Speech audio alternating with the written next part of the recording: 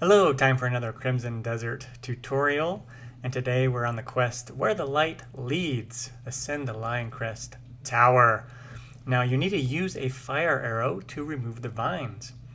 It's not incredibly intuitive. At first I kind of walked around the area seeing if there was specific fire arrows, but it's actually more simpler than that. You need to just bring up an arrow and you need to guide it into this that is lit here and try to get the tip of your arrow on fire. It's not incredibly easy to do because it keeps wanting to put your arrow down, but you want to kind of knock that arrow and pull it back and walk into that lit with the arrow.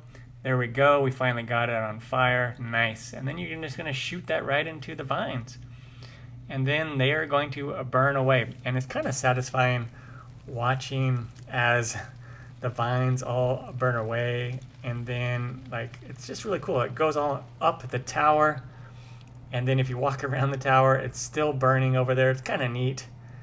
One of the kind of interesting fun things about this game are some of these little details that they have.